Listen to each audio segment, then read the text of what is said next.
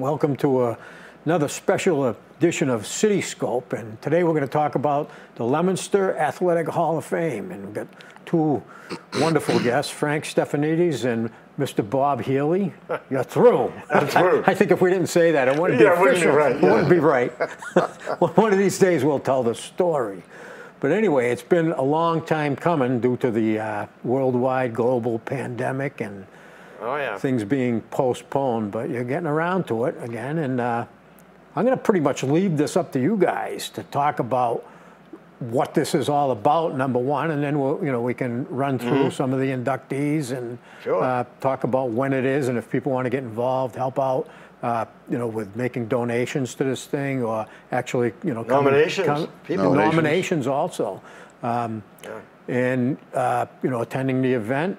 You can give that info too. Sure. So, where do you want to start? Oh, we probably start with how it was formed. Okay, that's a good idea. Frank, myself, and a few other people, Don Ciccolini, and I think Trump, a bunch of us were at the Football Hall of Fame banquet one night, and they were saying, how come we don't have something for the rest of the sports? And that's how it came. We said, well, Frank took it from there and called up people and assembled a group together, and we got Pete Michaels and we got Emil Johnson and Carl Baker, and these people together, and let's put together. Yeah. And that's what happened. That's how the first class came about. For years and years, Leominster football. Oh, yeah. That's all you ever heard. Yeah. And it's fitting and proper. I sound like I'm in church. Oh, yeah. Fitting and proper. Yeah. Thanks for the blessing. That more athletes in athletics are honored, because if you look at the history of Leominster, I mean, it's more than football. Athletics is a part of our tradition. It's huge. We were finding out baseball. It's huge. Yeah. Huge. Yeah. And then you go back to some of the track and then swimming. There was all kinds of people involved in that, and very successful in those sports. Even like women's sports, if you go back through some of the older yearbooks, women played a big part in this. One of our biggest problems has been getting stats on those women back in the 50s and 60s. Because I started coaching in the 80s, by then it was well established. But women's sports are very hard to come by early on, so we really scrambled to find kids. We used, Bobby Sava, I recruited him right after the first inductee was walking out. I said, Bobby, you're with us. Yeah. See you next meeting. And he's a great source for the 50s generation. Yeah. And we try to cover as many sports as we can, like tennis, golf, etc., everything we can, as long as we get the nominations from people. A lot of people don't know about. So as Bob said, we're looking for nominations for all kinds of people that qualify with the criteria we set up on a sheet on our website. There's a sheet, nomination sheet, and you look at that and you break that down if anyone needs that. Let's talk a little bit about that, because that's even new to me. I always assumed that there was like a committee, and the committee reviewed things and through stories and talking to relatives and everything, came up with the people to induct. But it's a nomination process. You want to talk a little bit about how that works? It started out as what you initially said. Yeah. We kind of got together and started, well, who's got what and whatever, and we started making contacts. It grew from there. But now we're getting to the point where there's people out there that know about athletes that we don't know about, that can present those to us. And a nomination form has all those criteria for it. Now we're heading towards that strictly almost, because we can go over a lot of athletes one after the other, and we need some clearer data. Like some people come up and say, well, so-and-so's a great athlete, and I need data. What did they do? What all-star teams they make? Yeah. What accolades they got as a player for Leominster High? The stats, the team, everything. Yeah, and you mentioned a web page. There's a form on. Can you talk a little bit about that? www.Leominster Athletic AHOF. Okay. .com, and there's a whole. There's a drop-down menu has nomination on it. All right. Yeah, and they can click that on, and there's a whole form that they can fill out with the name of the athlete, the year they graduated, what criteria, what they think, the reason for being nominated, and so forth.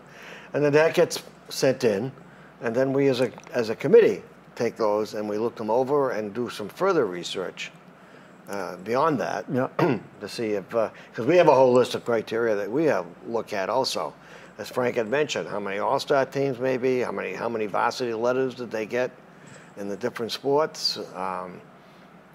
What have they done? What other groups were they involved with in other sports?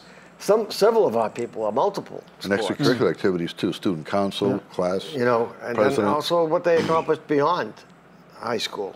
What did they do? Did they further their expertise in college or beyond that? Another thing, like talking to non-athletes and athletes, and got to admit the world is changing.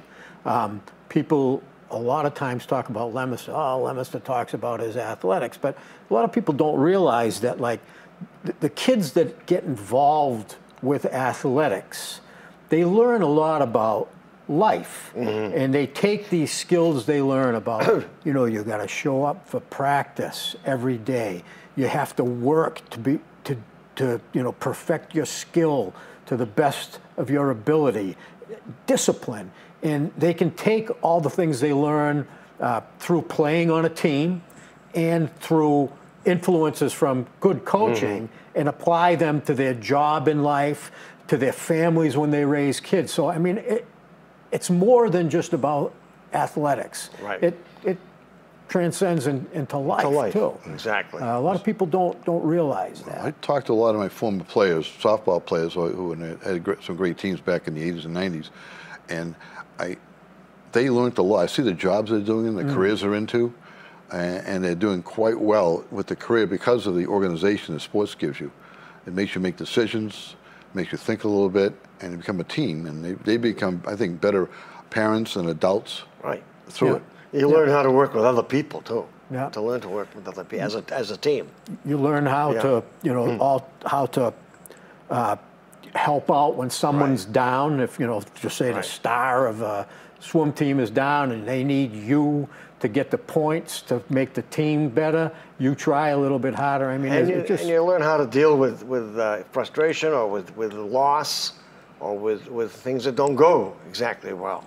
And it's good for you. Absolutely. It's good to. Sometimes you learn more from the loss than you do from a win. And, you don't like them at the time, but you do learn from them. You do. I mean, Absolutely. think about it. And you also mentioned the process involved. A lot of people probably don't realize the amount of work that you guys have to do to make this happen. And then you also mentioned the research. It's out there. The facts are out there, but you need somebody who's going to dedicate the time to go back into the old newspapers to dig. A Mark Bonanza type, but he can't be everywhere and do everything, and he's pretty much there now. Well, that's why we have a good committee, and we divide up. When we get the nominations in, people that we'll want to look at, then we divide them up, and you check this one out, and you check this one, give us. We just take one of the two athletes. And after we vote on them and decide that that's the group we're going to have, like this group here that we have going in a week from Saturday, is, there's 10 individuals. And the one coming in after that, next year will be 14 individuals.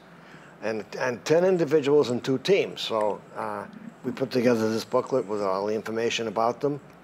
And trying to, and hopefully that they'll be there and be represented. And then they have a good plaque that's going to go on the wall. Perfect segue. Do you want to talk a little bit about this year's inductees? Sure, absolutely. I'm going to get my book. I give you a book there. Do you remember who's first?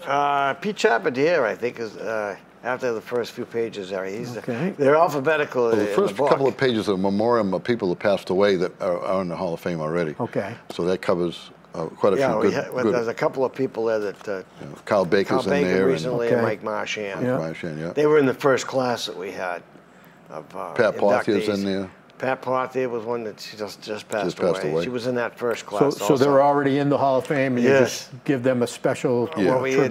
They had the families donated some money for the Hall of Fame, so we gave them. And everybody's familiar with the Marchand, Carl Baker, and Pat. But Charpentier, let's talk a little bit about Peter was multiple sports. He was a team captain for like 3 individual sports, I believe, according to that.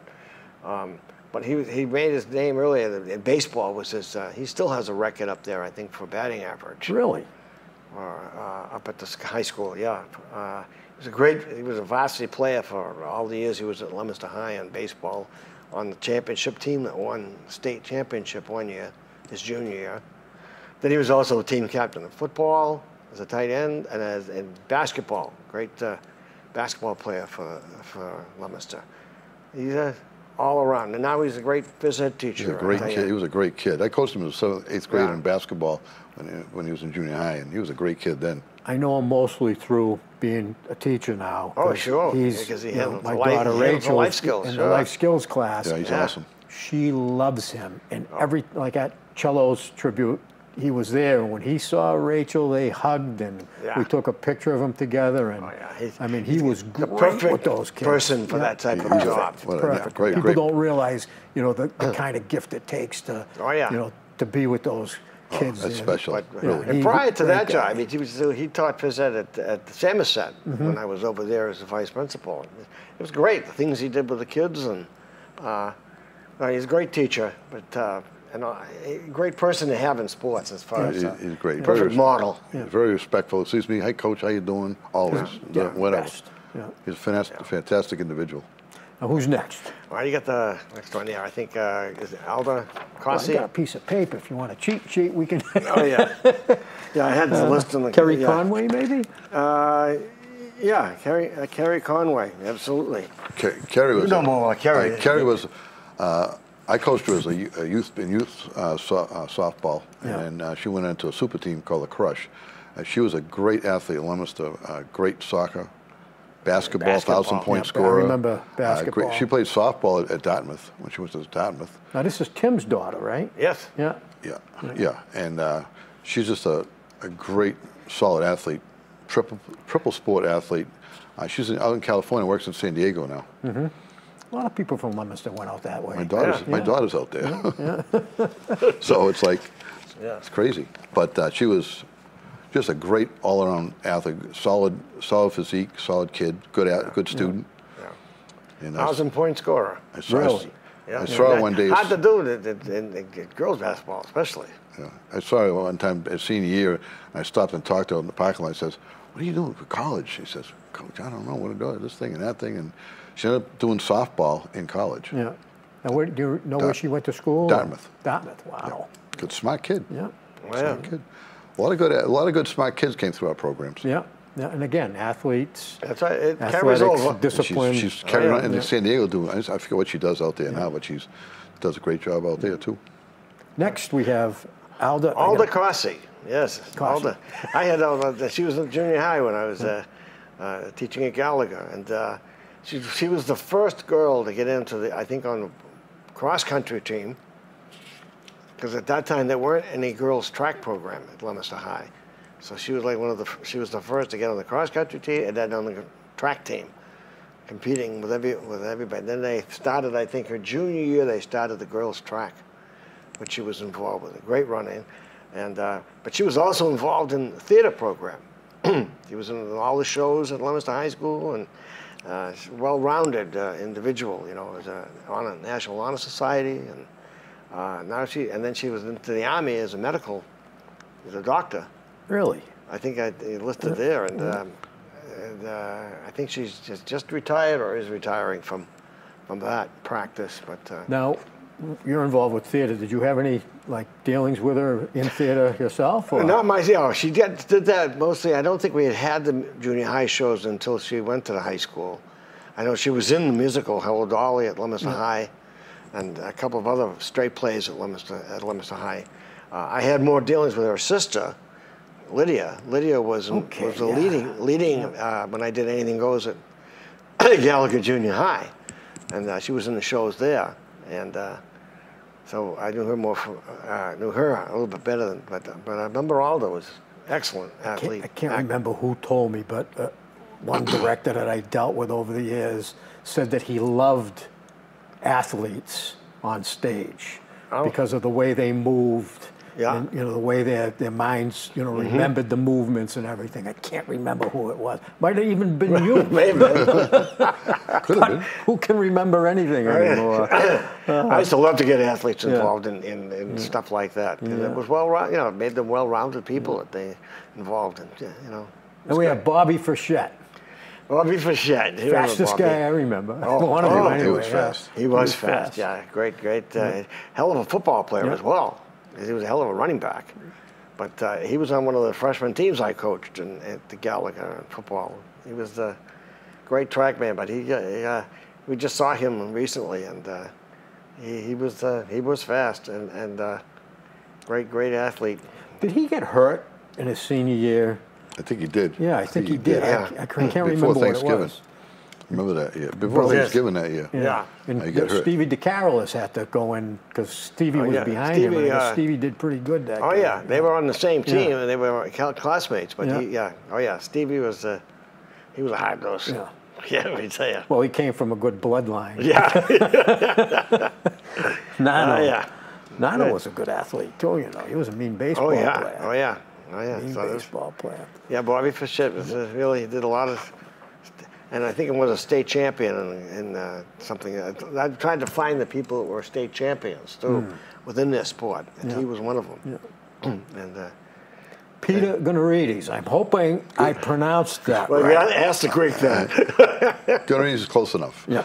I had Peter in class as a sophomore, big, strong kid, well-mannered kid. He was a tough kid. He played football also. And he's on Colorado Springs with the Army doing some specific job. I don't know what it is. I talked to someone recently trying to get a hold of him because he's tough to get a hold of. And he's doing well out there. His wrestling speaks for itself. He went on to wrestle in the Army too. So he had a good solid career. I think he may still be doing something with it. Now, he was Greco-Roman wrestling, wasn't he? Yeah. And do you know the difference between Greco-Roman and... Not really. I have no idea. No. I think Greco-Roman is more stand-up wrestling, and where you start in regular wrestling, you start one person, one down, one's on top. Yeah. You start there, and you reverse. And I think Greco straight up, like you see more wrestling as we would know it. I think it's.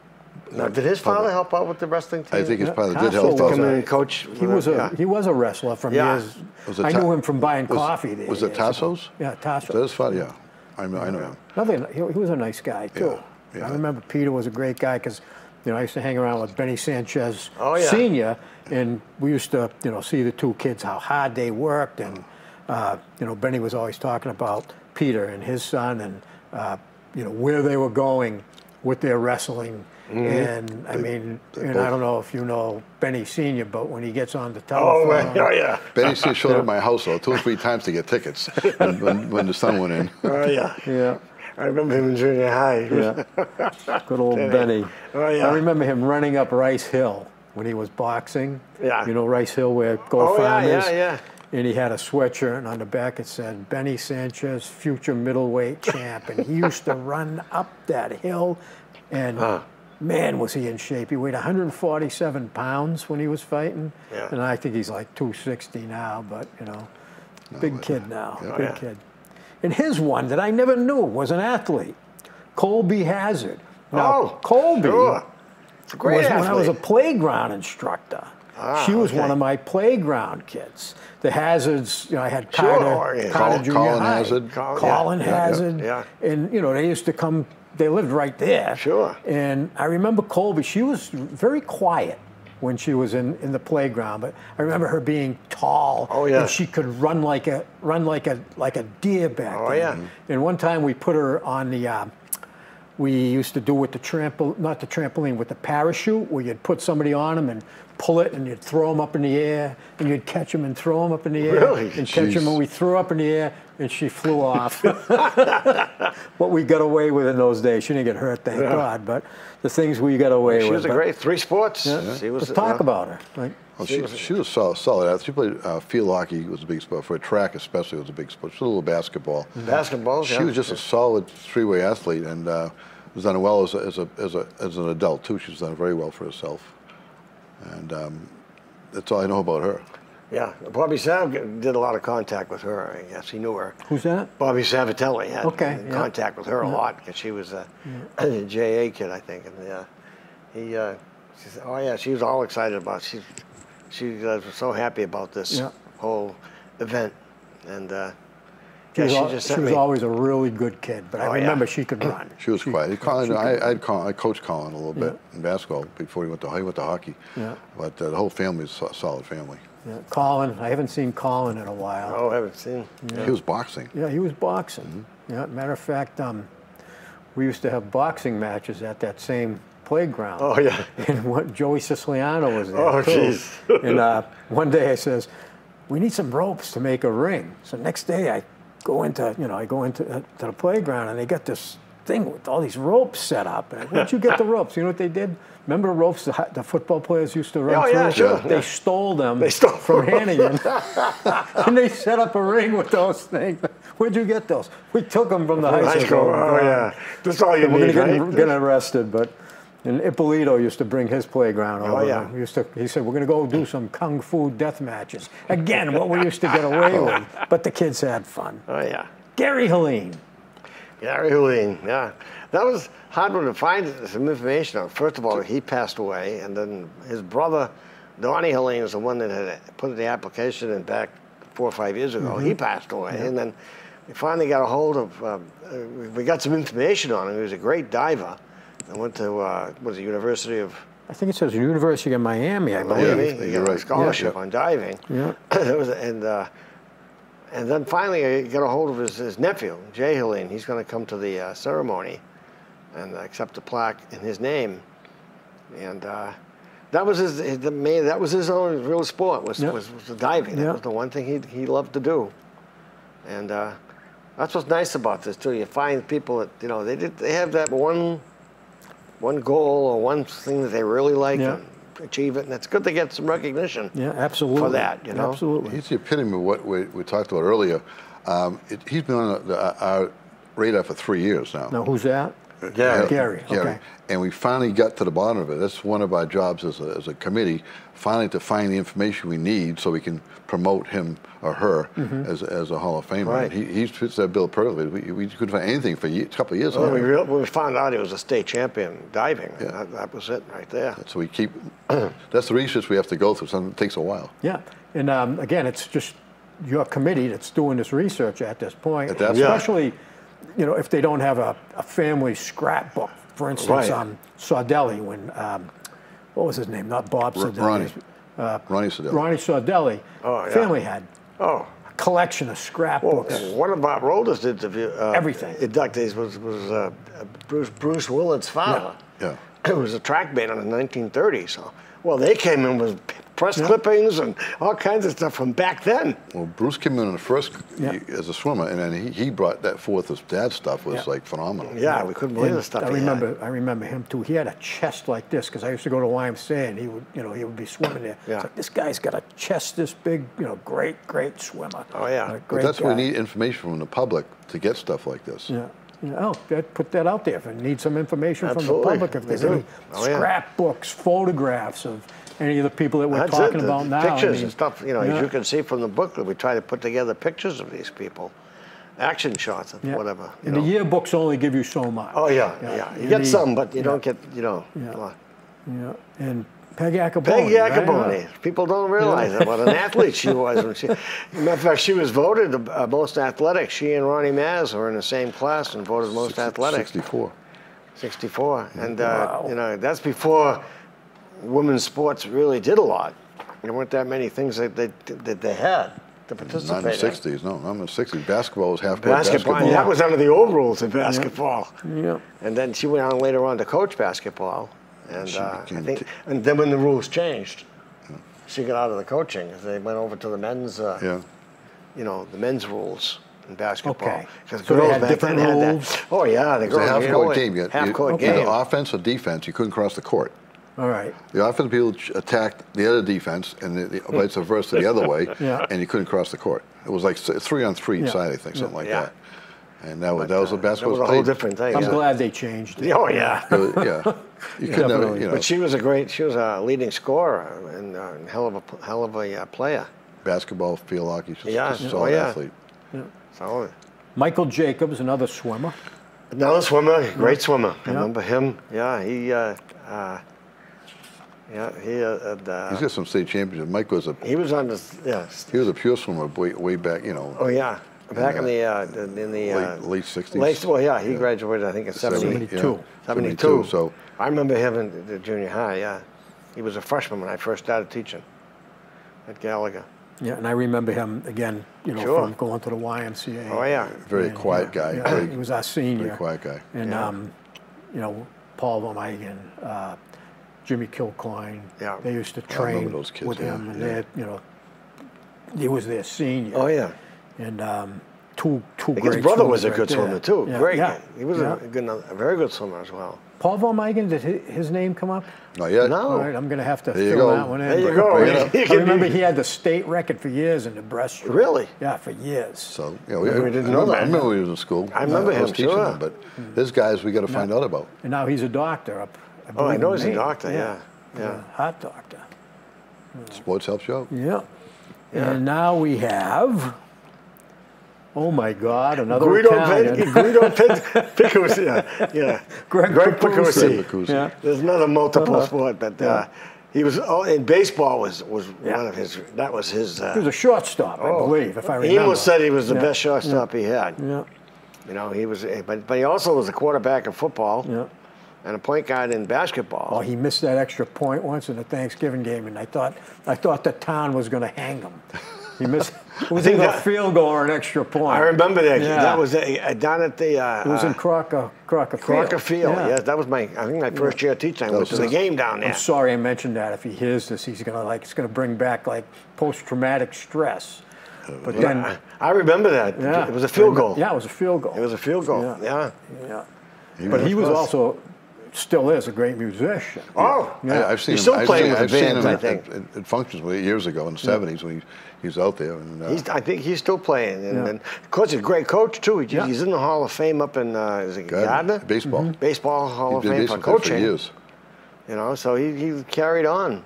He was like wasn't he one of Emel's, like, if Emil took a piece of clay and molded him into the perfect baseball player, I think Greg might have been one of his Oh yeah, I'm works of sure. art. Yeah. Oh yeah. Yeah, I remember Greg Yeah, playing great. shortstop. He's a very fraternity highly. brother of mine, too. Really? Yeah. Yeah. Wow. Now, where did he go to school? Pittsburgh State. He went to Fitchburg State? Yep. Wow. Me too. Yeah, me too. You too? Me Wow. too. Great. We've come a long way. Oh yeah. And is that it? I think Now they got that's the it. two teams coming up. Oh, the two. That's right. We've got 1983 baseball team. Oh yeah, that was the Division year I they had no state champion for 2.5 came in. Yeah. Yeah. So the only as far as they could go was the district, which they won Yeah. easily. Dave Palazzi was on that team, I think, as a sophomore. He told me that they used to average 9 runs a game. That was their average. It's too bad. That was some great people on that. Great Joe Healy, Yeah. pitcher. Yeah. Kevin Kevin Paluccia, Paluccia, first base. Dougie McIntosh, Dougie's catcher. Who was the coach? Emil. Who else? Who else coached baseball at that time? That was one of his. Emil coached me his rookie year. Emil. Ian says, I got 4 state champions. I should have had a 5th. That was the team he thought he should have had a 5th one. Junior high. Remember? Oh, outside. woodworking? He used to like watch the gate at the. Oh yeah. After yeah. lunch, you know. Yeah. And I got involved with gymnastics, and I quit the baseball team, and Emil found out. And he says, "Come over here, boy. I want to talk to you." He says, "What's this I hear about you quitting baseball?"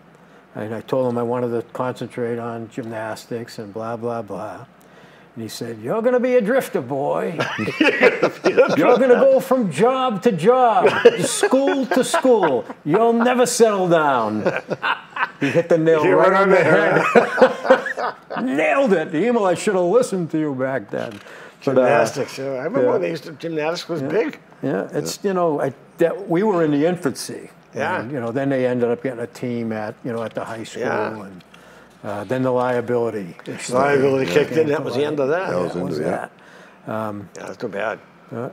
It's good to see a district champ in there. And then Leominster hockey, class of State final. Yeah, 2020 97. inductees. And hockey is one of these ones that, now we get it on television and everything. But again, You know, Right. back in the day, you know, when I was in high school, it was just really coming about. Yeah. Just Yeah, really That was a coming state about. final. They were down at the Like, gardens, the new new TD Garden. And Jean-Guy was the coach of that team. He's coming up. Is he coming up? Yep. Good I for talked him. to him. Ray Richard will be there, I imagine. Ray's on the Ray's on the board, committee. yeah. Committee. He's helping committee. us out with stuff. Yeah. Oh yeah. So that was a good team. Yeah, that was a good team with Alex Walsh and Ryan Salvatore. Mike Karate. Mike Karate. Wow. And oh yeah, they were a very good team. That's the second hockey team that we put in. Yep. And Very close to some more coming. He is pretty close to proximity too. Yeah. They were strong hockey back then in the late '90s. Yeah. Yeah. All right, so the Very event good. is when? The event is October 2nd, a week from Saturday, at Leominster High School this year. We changed the venue. We have a social hour at 5 o'clock where we're going to have some food available in the cafeteria with some finger food and Light snack. refreshments.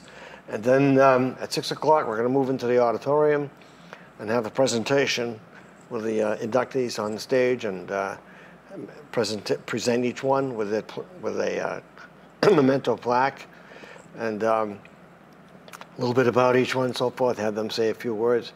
The two teams will sit down near the front in the auditorium and they will introduce them one at a time and he'll get a little plaque for being on the team, the winning team. And then after that, after the induction ceremony, we'll go outside to the lobby and unveil the wall, which we call the wall of plaques there. And we have a new group of plaques that will be up at that point for this team, for this class. And they'll be able to see their plaque with their face and the name on it. And, you know, that'll be kind of conclude the evening. It'll be, it won't be a long evening, but it'll be. Good response so far? Starting to get, well, we just have available tickets at the door. Okay. So they're only $10. People come and they can just pay there. That's nice, $10. It's Yeah. affordable for anyone. Versus 50. Yeah, yeah. Right. Yeah. And now the inductees are starting to get back to me, email me back how many they expect to have there. Yeah. So we have a general idea of how many, just to know how much food to prepare for, you know. And again, things are different. Very different. From 2 years You ago. have to have some protocols, you know, if you're going into the building, wearing a mask in the building, in the auditorium. We're trying to seat people a little bit further apart, plenty of room there in the auditorium. You know, except if they're reading or if they're speaking. Got to have Wear the name mask. tags, though. Oh, yeah, we had those before. Oh, now with the mask. Yeah, with the mask especially. We needed them before without the mask. I know it. That's what I'm saying. Now it's just the eyeballs. Yeah, Who the hell are you? What's your name again? I remember you staring me down. But I can't. No, we have name tags for all the inductees. And, All right. Well, had wish that you little guys thing, a lot of right? luck. I'll see if I can get by. I'm going to be away. I'm not sure if it's that weekend, but I'll check. If not, I'll sneak in if they let me Oh, yeah, in. we'll see what Go we on, can let's get try going, it. yeah. And one of the things that we would like to mention, if you look at the beginning of the booklet, there's a couple of pages about the Legacy Scholarship. Okay. I'll let Frank talk to you about that. He's, Jim Gately. A man named Jim Gately, who's I think a 57, 58 graduate from Leominster, is donating $20,000 a year. Really?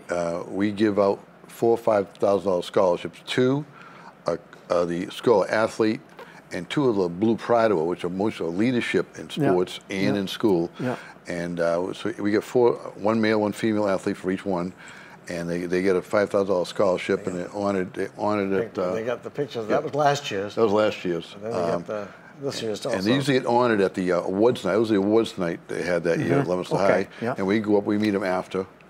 And now they have one this past year. So I have the individual pictures of the four winners. So we have that, but And we have those, it's been a good thing. Bobby Sav did a lot of work. Bobby Sav did a lot of work with Jim on getting this done, and he's been Mr. Gately's been awesome in supporting our whole program. And that's a good chunk of change. Yeah. It could be. Yeah. Very good. Good Yeah, chunk it's of change. $5,000 to you Yeah. for the first year of college. Yeah. It takes a That takes lot a big dent. Yeah. Oh, yeah. You know, college could be $60,000, but that's a dent that takes care of a lot of stuff for you. And, Absolutely. And to honor the Leominster athletes, and they've been very respectful. Some stop by where Jim lives and stop by to see him on the way home. Like John Gold stopped by. John was one of the first ones. They on Gold's farm. And he stopped by and saw him personally on the way home from college one year.